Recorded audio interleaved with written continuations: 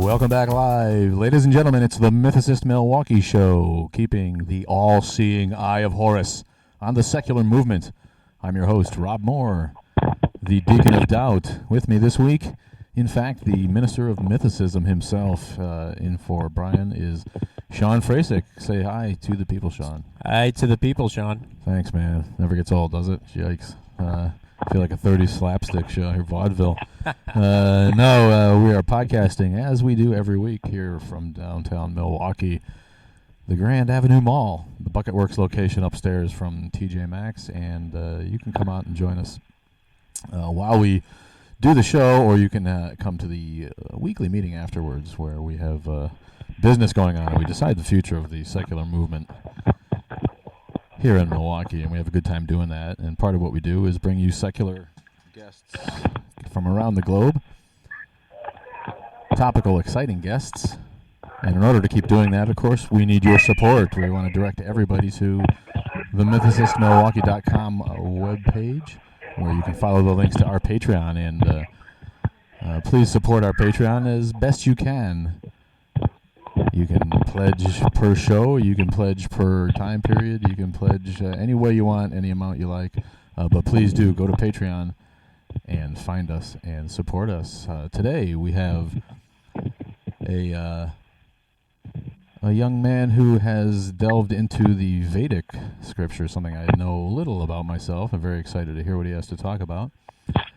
He is a.k.a. Vrin is what he likes to be known as. He feels that there's a kind of a grand global congruity among every ancient civilization. He's very into the symbols, the same sacred symbols having the same significance and parallels and meanings throughout every civilization, in every time period, in every geographical location, language, or race. So to me, it's a neat topic, man. I don't know much about it. So please welcome to the program, everybody, Brannon Parker. How are you, Brannon?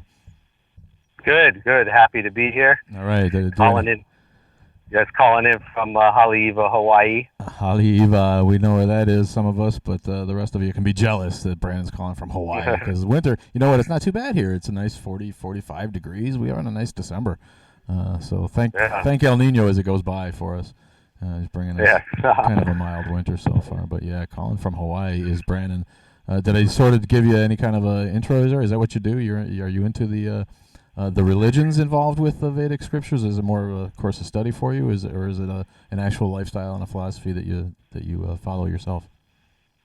Well, as a child, I was absorbed in it from the age of 4 years old to 14 years old, and I guess I didn't have a choice there. My mom put me in a Vedic school called the Gurukula system, and I learned about the culture from within the culture. So it's a field of knowledge, which if you look at a lot of the academic studies, they always do it from outside the culture, like anthropology, etc. But then there are a lot of people who are studying from within the culture, from within the tradition. And when we speak of the Vedic, which is often identified as Hinduism, which is a misnomer, but that's another topic, we're dealing with something that's actually a living culture as we speak today. So, for example, if you go to India or Bali or even Vietnam, you'll see that people doing rituals and practices that were going on 3, 5, even up to 6,000 or more years ago, and it's the same exact traditions and cultures, older than the pyramids or whatever. But the dichotomy is that these ancient traditions are never allowed to speak for themselves. So if you study these cultures, generally you'll learn from someone outside of the culture. So I'm representing someone who was well-versed and studied in the culture itself and can speak from that perspective. So as a lifestyle, I try to add what I can to it, but it is the modern age. And as you know, everything throughout time atrophies, even the most beautiful gold sullies over time. So we find in so-called Hinduism, caste problem issues, women's rights issues, etc. So the goal is to get back to the original template, and that's what we're focused on. I just wanted to chime in real quick here, Brannon. One of the things we do as Mythicist Milwaukee been doing this for a little over three years now. We like to kind of look at the ancient religions, and we showcase how those religions have made up the foundation of what we observe as the modern-day popular religions, such as the Abrahamic faiths. So, like, when you say the Vedic religion or the Vedism actually predates Egypt and Hinduism, can you explain that a little bit? Well, basically, what we find is that Vedic civilization or culture, or the traditions, they didn't originate from the minds of men or humanity. There's actually a term called aparushaya, which means not from mankind. So a better word than Vedic would be Dharma, because we include Buddhism, Jainism, Sikhism, and from my research, I'm finding even ancient Egyptian, all the ancient root cultures were what I would refer to as Vedic. Why? Because if we look at fire, for example, or water, or these forces of nature, we find that they all have within them an intrinsic value or process that makes it what it is. So, for example, fire, it gives off heat and light and bright color, and it doesn't have to artificially do that, so it's within its dharma. A cup can hold the water because it's within its dharma, and it holds water naturally. So when I say Vedic, I'm talking about the original impulse at the core of civilization. It's like part of the natural phenomenon rather than this artificial imposition from minds of mankind, who had some amazing peyote trip or whatever in ancient times and came up with this stuff. And so it's not that I'm trying to say it predates everything. What I'm saying is that there was an original template, and what we refer to as Vedic was just the recording of that template, and what we have today are remnants of that template, and I find what they call Hinduism in particular has kept it closest to its original source. Is there any sense that among the faithful, or those of you who've studied this, that given what you just said eloquently, and the fact that the Rig Veda predates any other known religious document, is there a feeling that this is perhaps the one true religion, or a more shall we say orthodox path than others? I don't know about the one true religion, because to use a basic example, we can have ice cream and we'll have chocolate, vanilla, strawberry, pistachio, whatever, and only a fool would try and say their favorite ice cream is the only ice cream in the world. And so the Vedic just represents that original template, and basically we, as humans, we have to look at time and circumstances, and we have to change the process accordingly. And so I don't like that term of one true original religion, because that's why we're here, and that's why free will is so important. And so we have this process within the Vedic system that has kept it closest to the template, called Guru, Sadhu, and Shastra, and they're the three pillars of a truth. So you go to the Guru, which is the wise teacher, and he'll tell you something. Then you go to the scriptures, and you verify what the Guru says, and it correlates. And then you go to the community of wise people, and they're based on their experiential knowledge, and you still see if it correlates. And so when you find all three of those correlating, you can be pretty sure you found the fact, you found the truth. And so just as we look at the creation of this world, like I'm sitting here under a tree, and the tree has bark, has some flowers, has its roots in the ground, and so whatever, a man can come over and trim the tree, or let it grow wild as he likes, or fertilize it to make it grow more. That's our ability, but the original core of that tree is that it's a tree. And so I see all these religions, even the Abrahamic ones, they've all have their roots in that original Vedic tradition. And the problem comes about when people try to hijack these traditions as a means to control and dominate others. Well, I think that's well said. The when you talk about that ice cream analogy, I actually like that. I'm probably going to use that. Yeah. That's a great analogy. That's part of the problem today. And even through the first century, second century, you see all the Abrahamic faiths.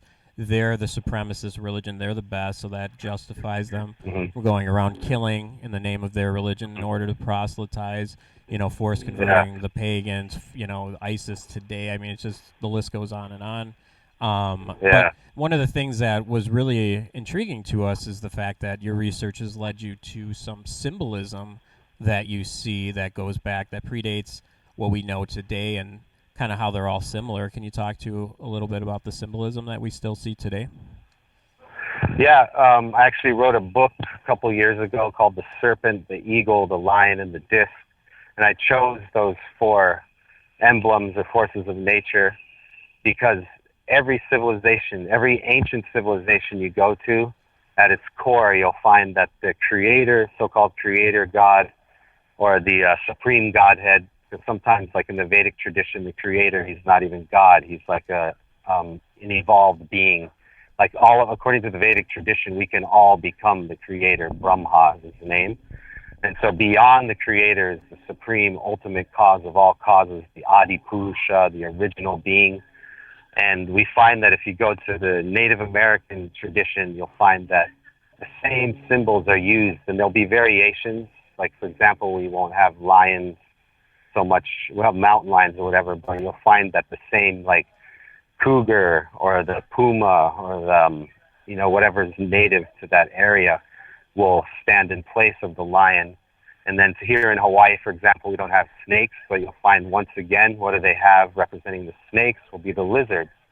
So everywhere in the world you keep finding that. And then the disc symbol, because according to my research and according to the ancients also, humanity developed writing because they're actually becoming devolved and they needed writing to remember things. Whereas before they didn't need writing, they just needed a certain symbol, and anyone who saw the symbol got it. And so what was the symbol for the Supreme Being? It was the disc, the circle. And as we know, we all have a mom and we all have a dad. So that's the template right there. So there isn't only a God, there is also the divine goddess, the mother. And once again, not only do we find the same symbolism representing God, who's also blue or greenish everywhere you go, we find that the goddess is there, and she is always symbolized by like the red flower, the red color. And wherever you go, like the Isle of Rhodes is named after the Greek goddess Rhoda, and then in the Vaishnava tradition, the goddess is named Radha. And again, we find the red flower, the red dress, all that. So my question is why is it that every civilization you go to, every ancient, the more they correlate with each other?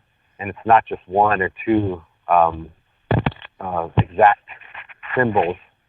It's civilizations with the exact symbols. Can you take us out? Symbols and the same understandings of this great mother goddess and father god. And they're always blue, and the goddess is always like golden or light-colored yellow or something. And so we come down to the idea that somehow all over the world, humanity came up with the same exact iconography and aniconic symbolism and colors to represent the same things. Or maybe aliens came or something. Or what I'm suggesting is that civilization and religion came about because of the influence of these divine beings who are very real. And that's how it all began.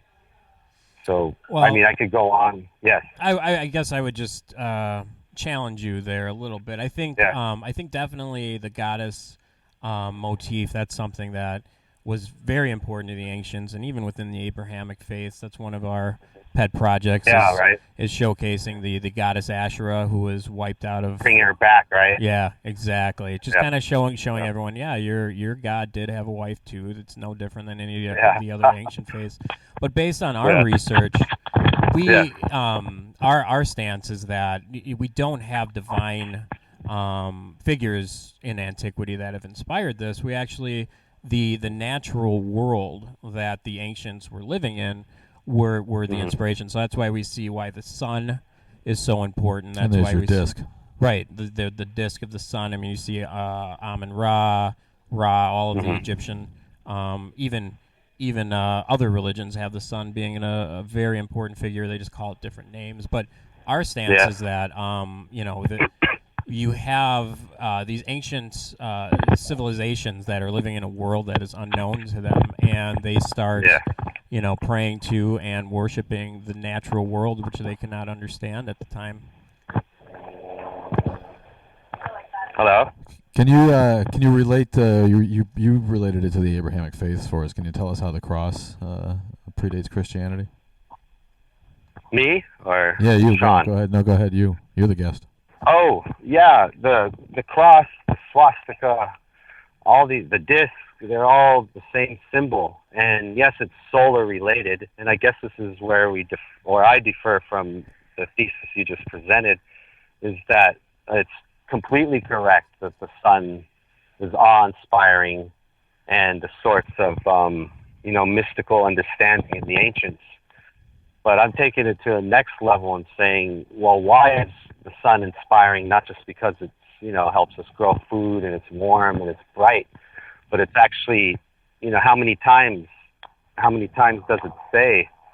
And I think pretty much every ancient scripture that the sun and the moon are like the eyes of God. And Krishna directly says like that in the Bhagavad Gita, the Song of God.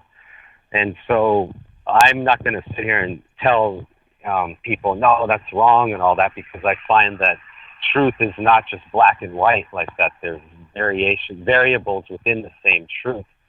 And so I just feel like what I'm presenting is the next level, because whatever it's the sun or the moon or the aliens, then who created those phenomenon?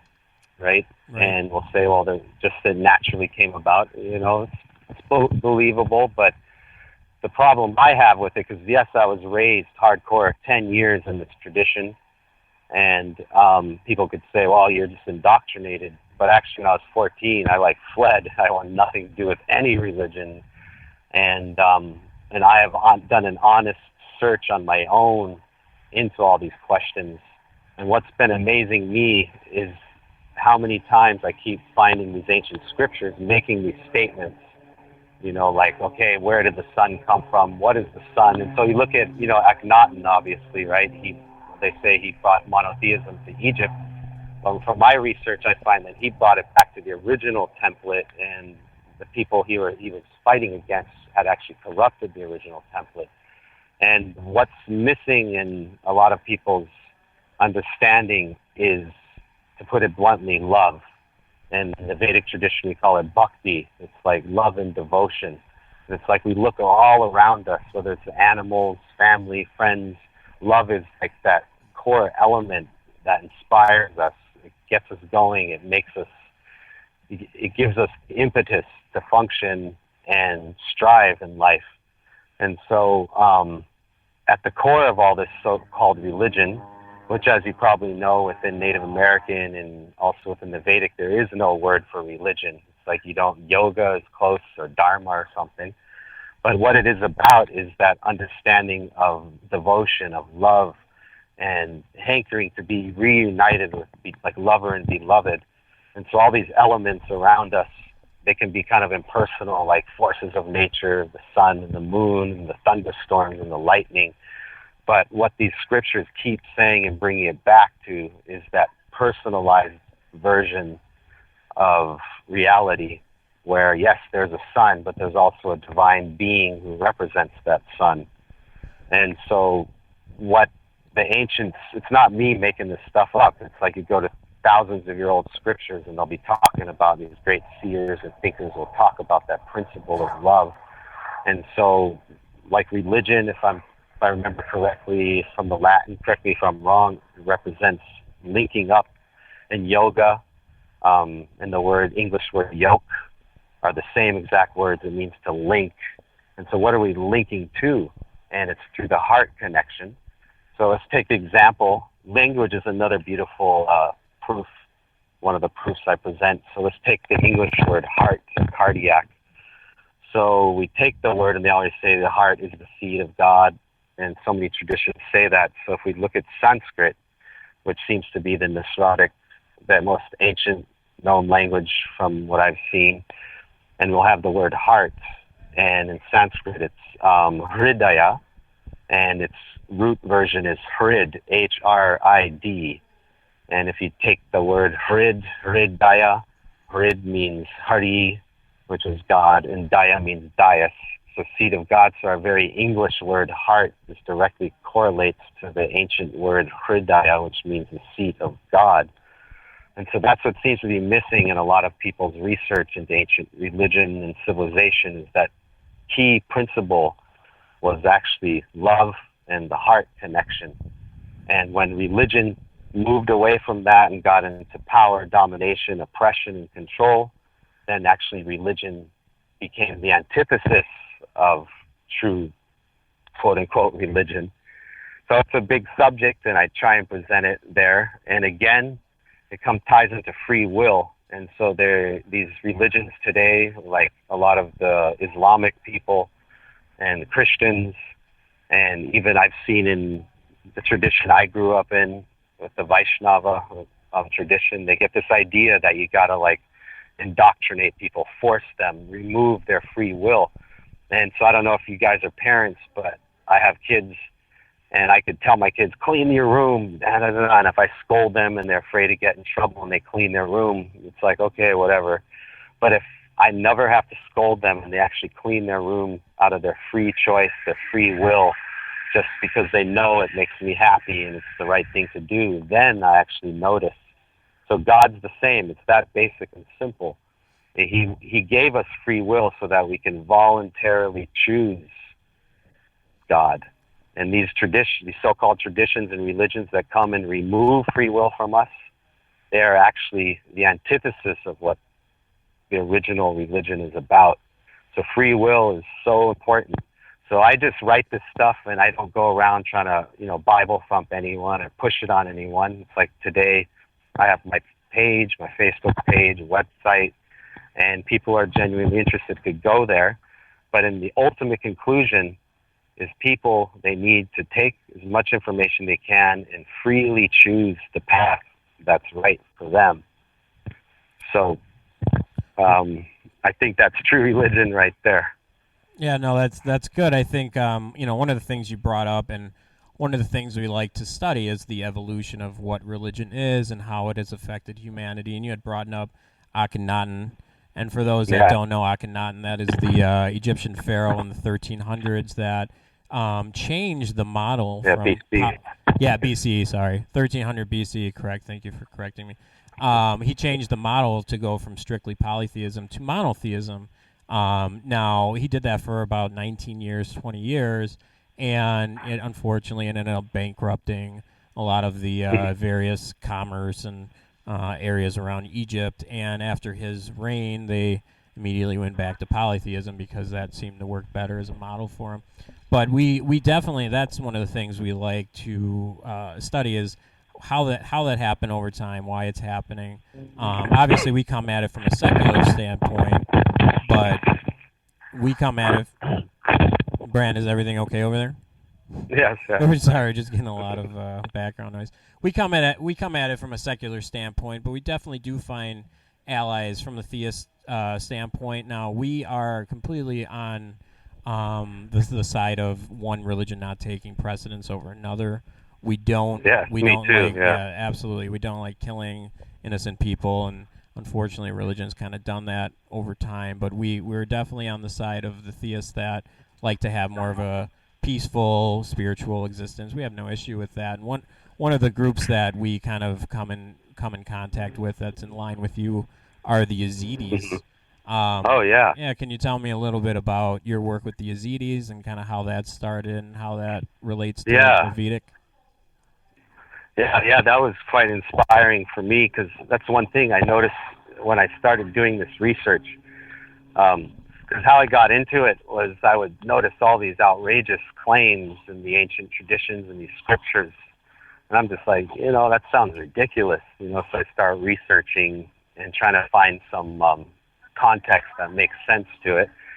And as I went forward on it, I find all these things start coming at me. It's like a whole universe opens up to me, almost to the point where it's overwhelming.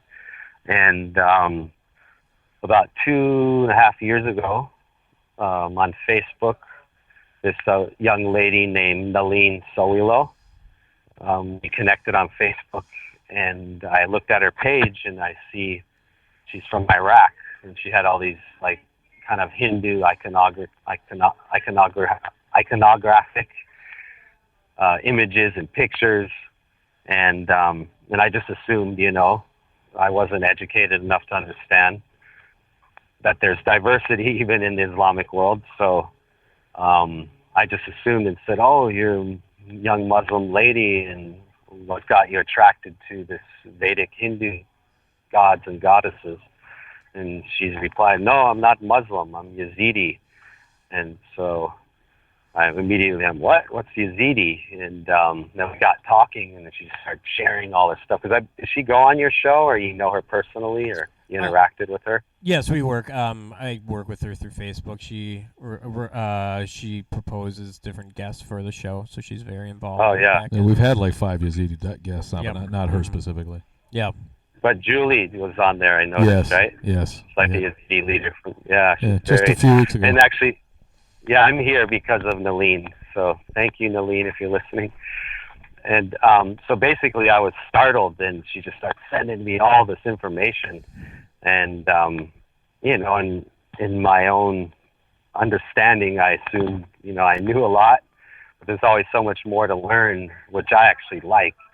And next thing I know, I'm like learning all about this information from Iraq, which, as we know, is the ancient source of civilization for humanity. And I was so impressed with it. And at the time, I was working for a Hindu magazine from England. And I said, "Hey, can you put this together in an article?" And so she actually sent me 2 articles and got them both published. And for me, with the Vedic background, I got it right away. It's just like, why do we have this young lady from Iraq basically sharing all this information that completely correlates and is accurate from the Vedic perspective, but coming from the Iraqi perspective? And I could tell she wasn't inventing it. And so I shared it, and it caused quite a stir amongst the Hindu community. And then that was like January 2013, January 2014, I got those articles published. And then the months went by, and then I was actually driving down the road towards Sandy Beach for a nice sunset body surf session. And then, some music was playing, and all of a sudden the news break came on, and Obama was announcing how he has to do some bombing campaign in Iraq to save the Yazidi people.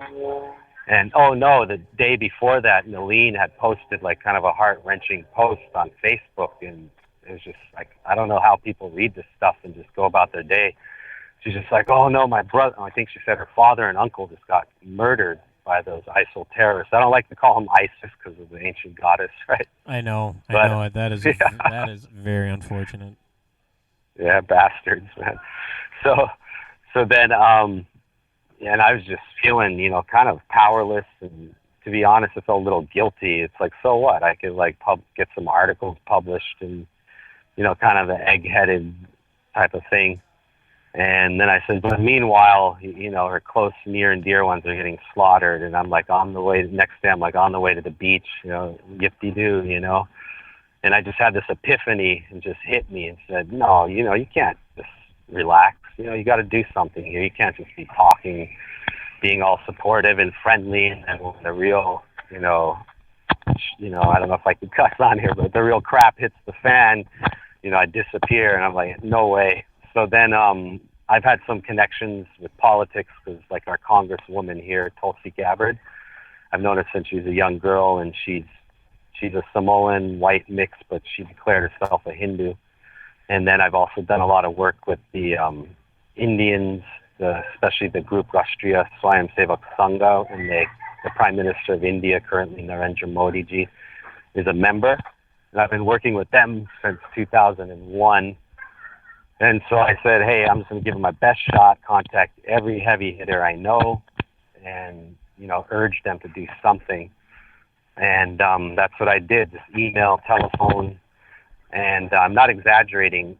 Less than 48 hours, a storm started. Like all the Indian community just got into it, and I'm sitting there having a teleconference. There's probably 25 people. I didn't know any of them on there, and in Nalin, like she underestimates herself, and she wasn't in any of these active telephone conferences, but she was my impetus. She was, she's the one who gets that fire going. And, I try and tell her that, she doesn't realize how successful she is. So I'm sitting there on these conferences and just throwing out ideas, and everyone's kind of, especially the Yazidi on there, we're kind of in panic mode, feeling powerless.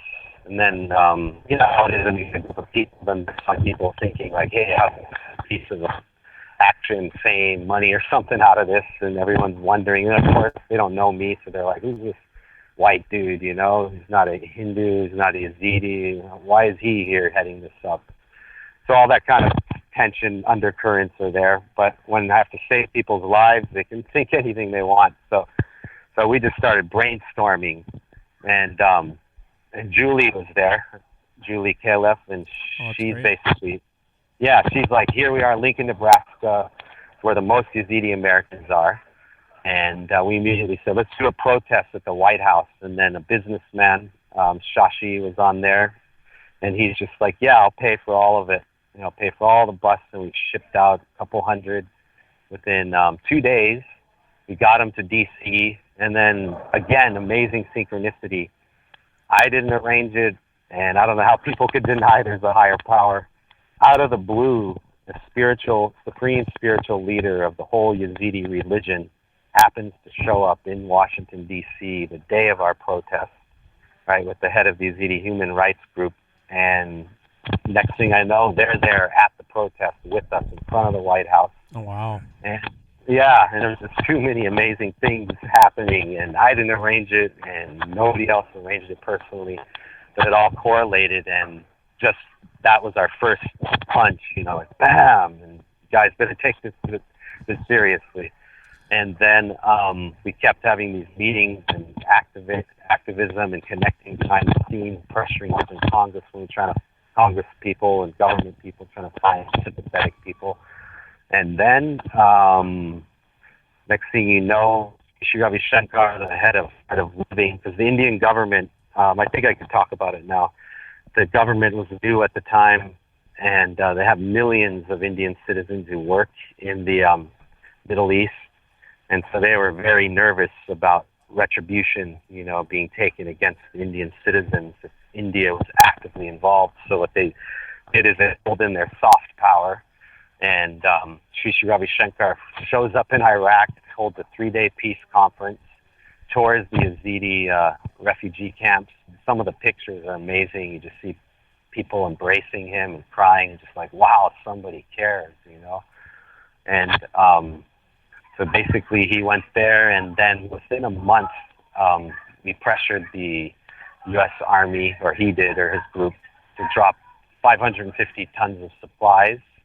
And as you know, I don't know if you know, but the Yazidis had lost everything, and they were trapped, holed up on their sacred mountain with all they had left, and they were going to be finished. It would have been the end of one of the most ancient civilizations. And literally last year, Nalin, Julie, Sri Ravi Shankar's people, the RSS people, Tulsi Gabbard, we went to bat and we saved that civilization. And nobody got paid for it. We actually lost money doing it. But we dropped all the supplies down there, and then behind the scenes, I guess it's okay to talk about, but the SAS, British Special Forces guys, went in there as medical practitioners in the daytime, and at nighttime they put on their counterterrorism gear and did what they had to do. And then I got a call, just like 3 people from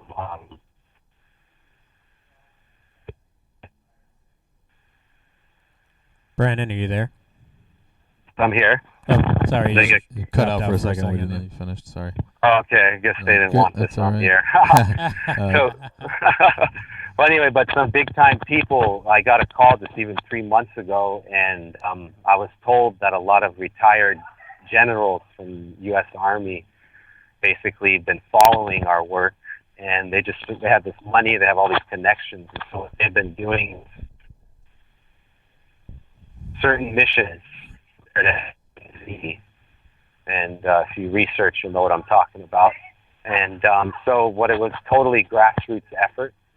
And it's a little off topic of the ancient connections, but the first thing is it's a living civilization, and most civilizations, we could go study them, and they're mostly in a museum. But when we have a living civilization, yeah, we could study them, but we also have to not only preserve them, we have to do what we can to enhance them.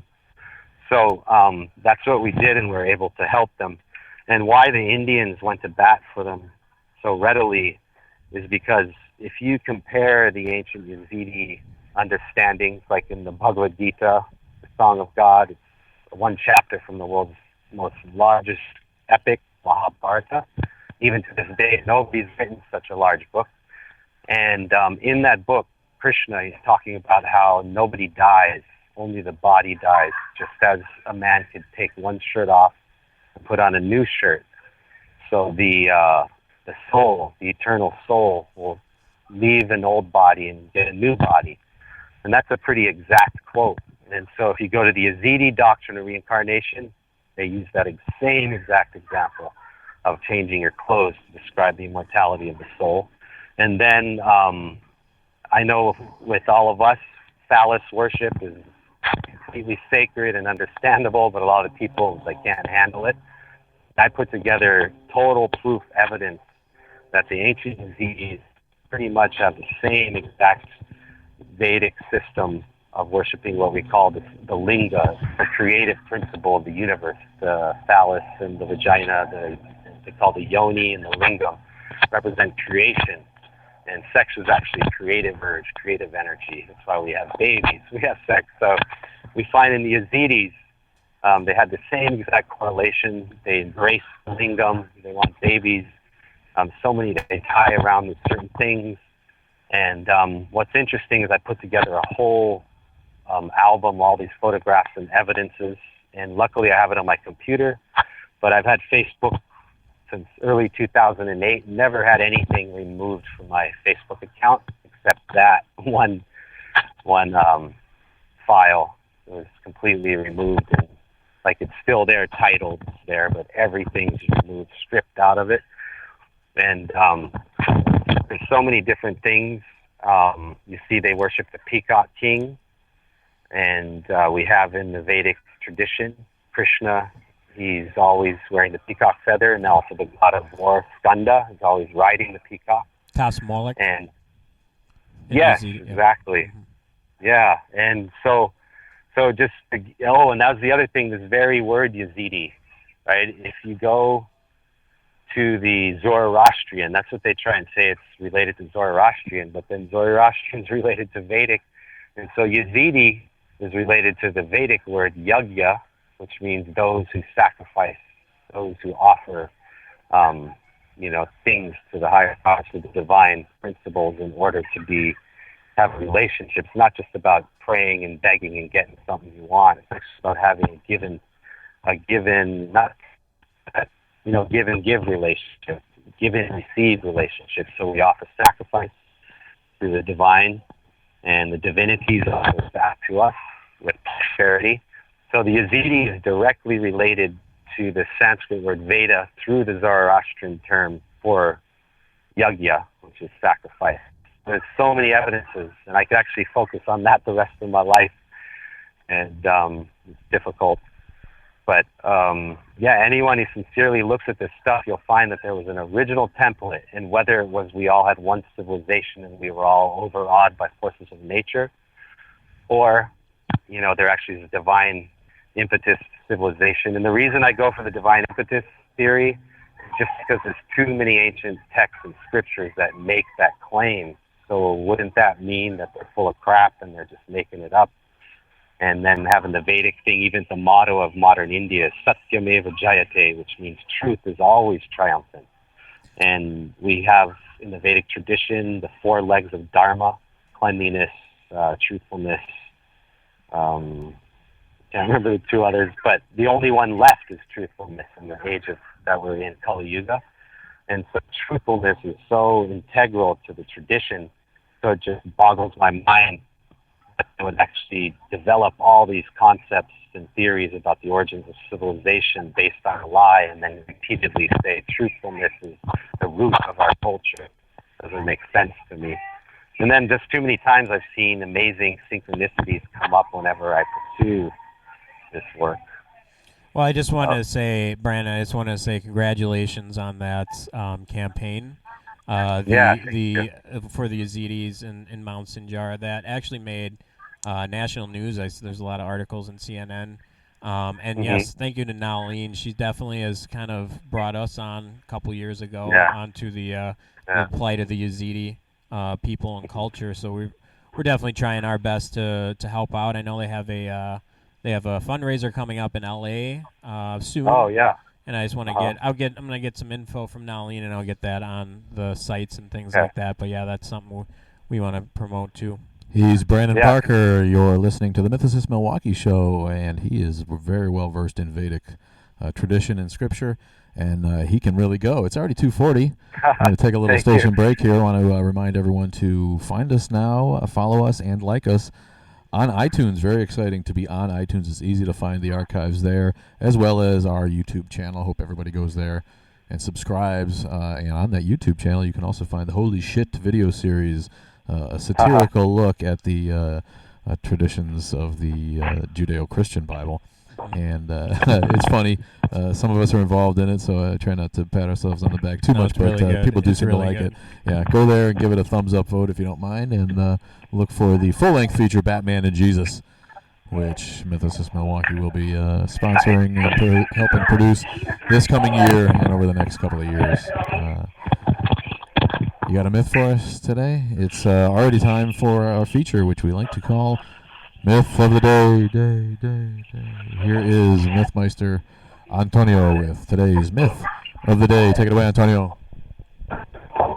Thank you again for being on the show today. I'm going to keep this in line with Hindu fables, since we have brought up some Hinduism in this talk here. So here we bring the story of Nachiketa. Is a Hindu fable about a boy whose heart had received the truth taught in the scriptures. Nachiketa's father gives him up to be killed, and Jesus accepts his destiny and states, unless a grain of wheat falls into the earth and dies, it remains alone, but if it dies, it bears much fruit. In Nachiketa's story, he accepts his destiny and states, like corn, a man ripens and falls to the ground. Like corn, he springs up again in his season. Jesus spends 3 days in a tomb, and Nachiketa subsequently spends 3 nights in the house of the king of death. Jesus resurrects and raises to eternal life. Nachiketa then receives the secret of immortality. That is our myth of the day.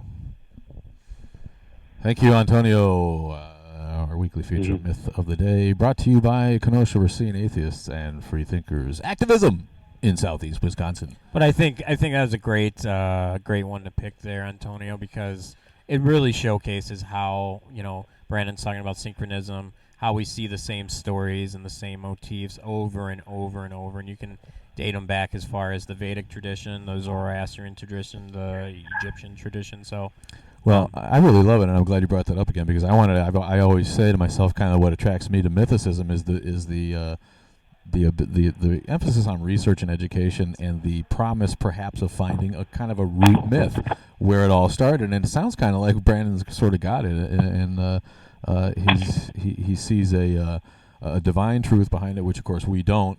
But I think what we're talking about is the same thing: a method of fostering understanding, cross-cultural understanding, empathy.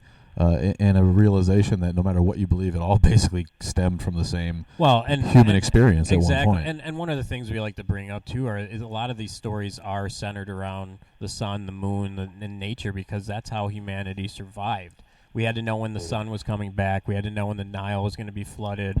And, we had to know when all of these things were happening in order to survive as a humanity. So they definitely contain scientific information. It's kind of dialed up as entertainment because that's what it was as well, but definitely a lot of important scientific information in there also. We have some chatters listening, and Chatter Jason would like to know, how would you confirm or falsify your theory of divine truth behind all human religion, Brannon? Confirm. Yeah, well, keep in mind we have a mostly atheistic audience. I want to say so. Yeah, I think you're getting a little backlash from your divine truth assertion. So go ahead and talk to us. First, I wanted to say that's one of the beauties with the Vedic tradition or Dharmic tradition, is that we have some great atheistic thinkers and sages, and they're completely respected and recognized. They're not attacked or looked upon as the Antichrist or anything, so to say. And which is good like to hear. Yeah. Go ahead. I said that's good to hear. Yeah. It's like, that's why, like I said, I didn't just get indoctrinated and run around with the stuff. It's like I started looking back at it, and I was very impressed with the value of, human spirit, the value of the free will. And so how to confirm it, again, I just look at different levels. I try to have 3 levels of evidence, and before I'll present anything like in my book.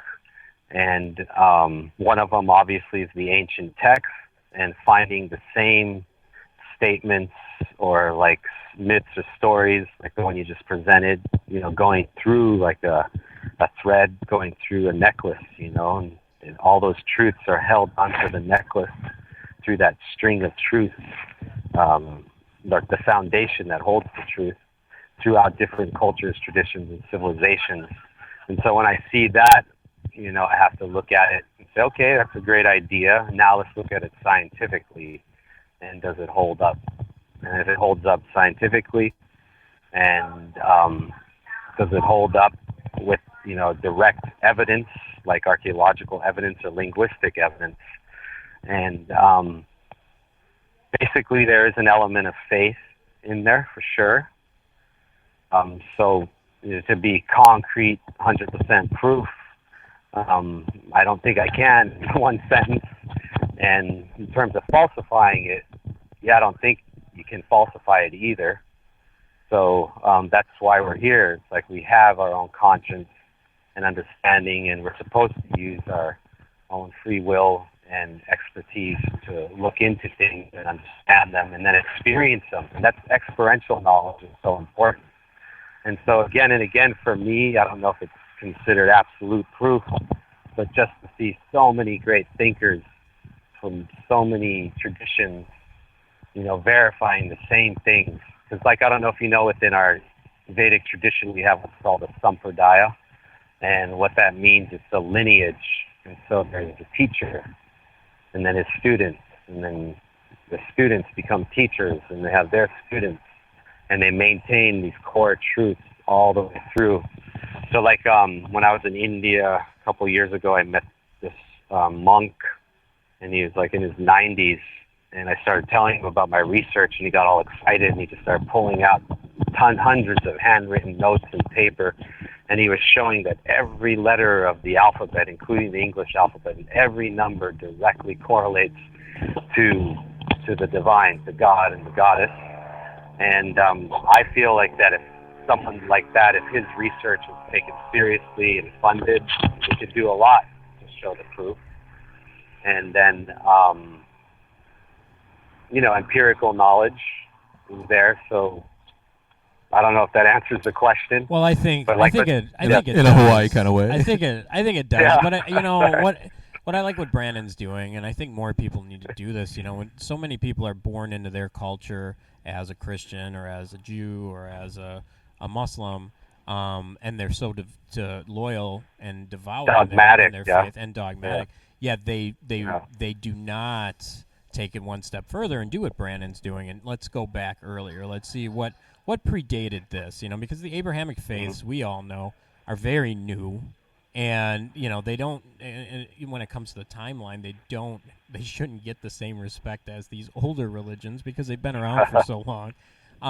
If more people just kind of dig back and look at where with the foundations of their own religions, I think you'd have more tolerance. You'd have more people that understand that there are a lot of common ground. There is a lot of common ground that people can meet on, and it definitely, I think, it leads to more peaceful situation. Well, and also like in my guru, like he's from an ancient lineage, and everything he told me, he'll back it up with some scriptural quote or a quote from a previous acharya or spiritual leader. And right there, directly in the Bhagavad Gita, again, Krishna says, Tad vidi pranipatena pariprakshena sevaya upadeshanti tasmena.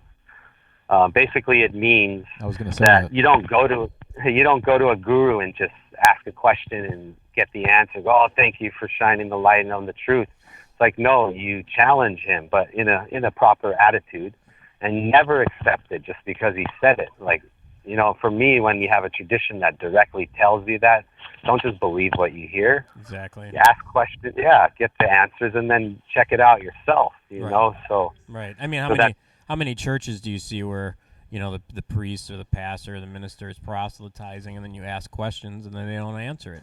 I mean, we just had and they'll actually threaten you or something. Exactly. We just had one of the I guess the largest proselytizers for the Christian religion currently, Ken Ham, in Milwaukee, and he was trying to sell his ark that he's trying to build. He needs $89 million to do it. No. And he did this hour and a half long lecture / I don't know, what do you want to call it, business meeting, essentially sales pitch.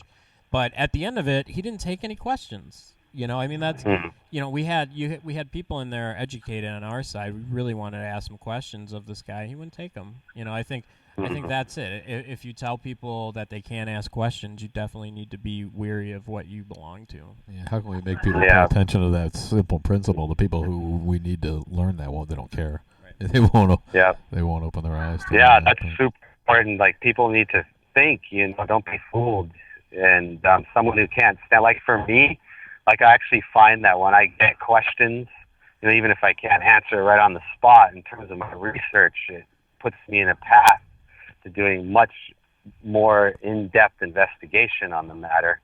And, that's science. That's, because actually I don't even like this term religion. It's actually a science, It's like my guru, A.C. Bhaktivedanta, Swami Prabhupada, said that religion without science is emotional belief, and science without religion is atheism or something like that. So, basically you have to have a scientific approach to it. And then another point, I think we're running out of time to bring up, really crucial, is context. And I find that can make or break a case or theories about here. And simply, she was pointing out that this ancient iconography that they have, and they'll show all these people around, their heads on the ground. Brandon, we're losing you a little bit. Breaking up. Oh, yeah. They're saying that they found some ancient inscription of the king and the queen. People were bowing with their heads on the ground, and they're saying, "Oh, this guy turned into a megalomaniac. Look at these inscriptions." From our tradition, we understand, like, the king and the queen, they're actually representatives of the divine on earth. And it's actually not whose job. You got to serve. You really are the primary servant of the whole country. And so the people are bowing out of gratefulness, and it's actually a sign of affection and love. So even in India today, we bow down. Like, even, you walk in and you see your grandma, you bow down at her feet. And you can't say, oh, grandma's a megalomaniac now. So a lot of times people have these Western kind of oriented contexts, and they'll straight jacket them onto the ancients and come up with these theories and then teach them to young minds, and then people run around with the worst impressions of the ancients. So context is one of the most crucial elements required to understanding the ancient truths. And then we'll have... again, I wanted to talk about these Akhenaten and how he prayed to the sun. Like, he directly would praise the sun and all that. He was showing that the sun was representing a higher principle.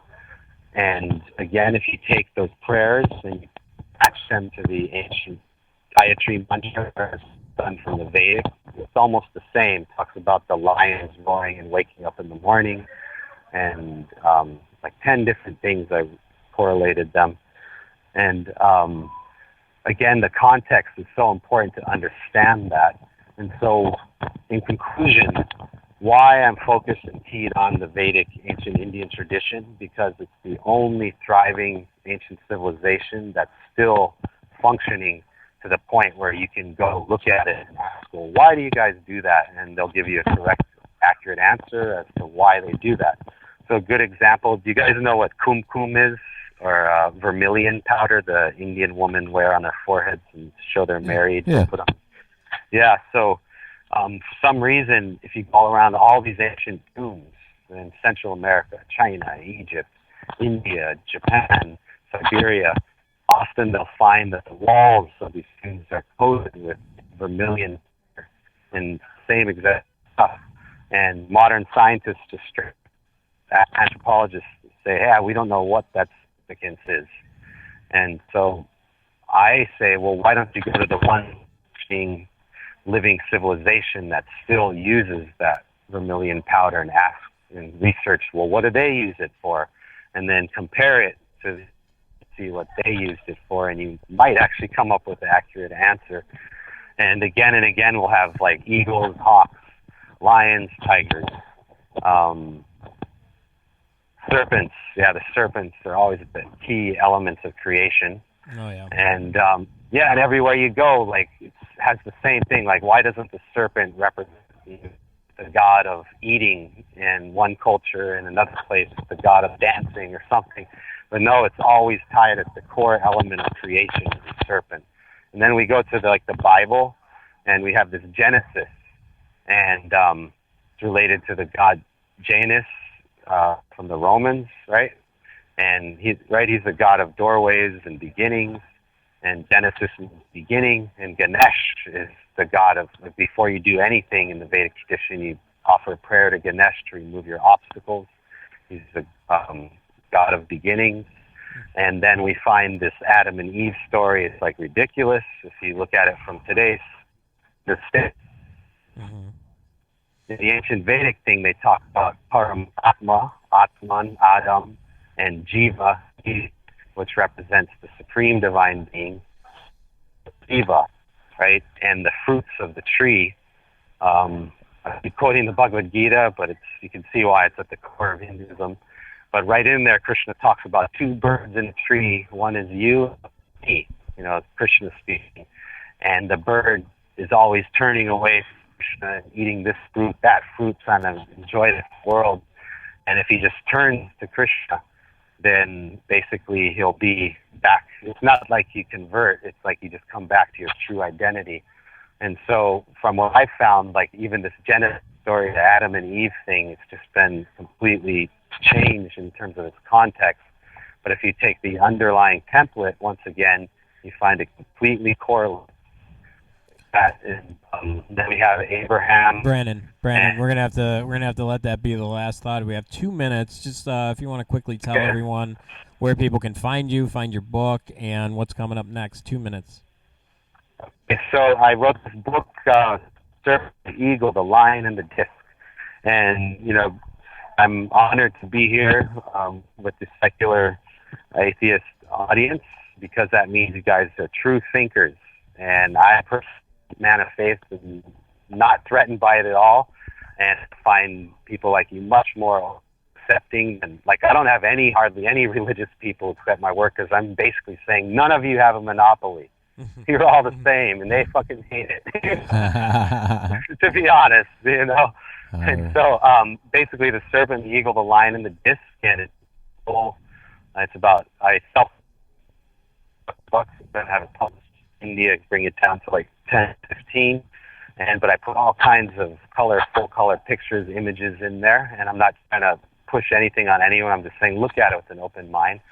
And then I have a website called VedicEmpire.com, and I had some technical problem, but it should be back up within the next couple days. And then another thing I do real quickly is, because we're representing a living culture, I should say, I do events where we bring dance, music, art, food, 30 seconds. Modern setting with DJs and music and bands, and we live and experience this tradition like the ancients did. That's excellent. So thank you for having me. It's a great honor, and I look forward to touch, I'll check out your YouTube channel. I have a YouTube channel, Brannon Parker. There it is. Check him Aloha. out. He's Brannon Parker. Thanks for joining us, and make sure you hit us next week when Kenneth we will be with Humphreys. Ken Humphreys, our old buddy from England. Take it easy, everybody. Thanks for joining us. Bye-bye. Aloha.